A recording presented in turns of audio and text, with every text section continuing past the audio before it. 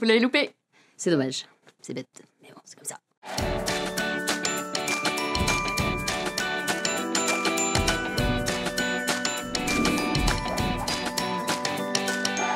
Dans l'atelier, la grammaire porte un nom.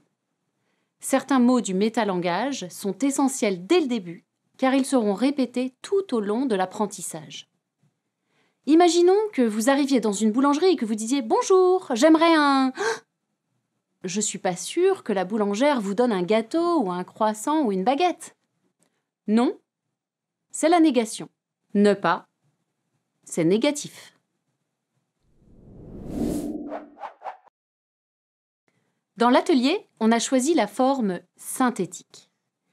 Il n'y a pas de longues phrases grammaticales car on ne veut pas que l'apprenant perde du temps à lire et comprendre une règle. Nous préférons l'explication rapide et simple au tableau. Regardez. Non, il n'est pas chinois. Regardez.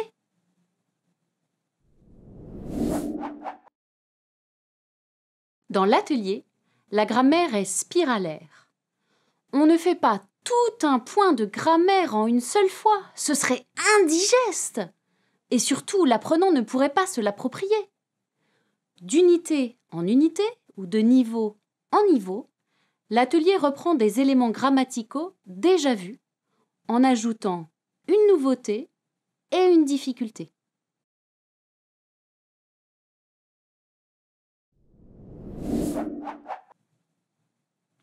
Dans l'atelier, l'application grammaticale est systématique.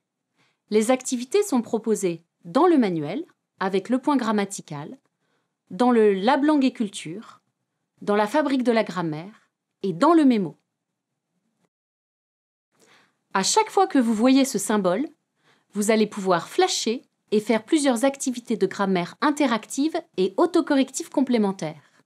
Et bien sûr, dans le cahier, il y a des activités complémentaires et un bilan linguistique pour que l'apprenant puisse poursuivre son apprentissage en toute autonomie.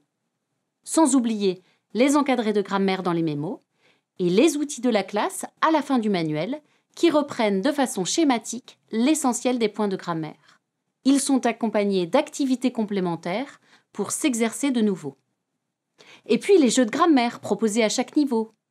Les dominos des verbes au passé composé en A1. Les petits mensonges entre amis ou le jeu du compte en A2 pour utiliser le passé composé et l'imparfait. Ou encore les combinaisons relatives en B1 pour pratiquer les pronoms relatifs composés.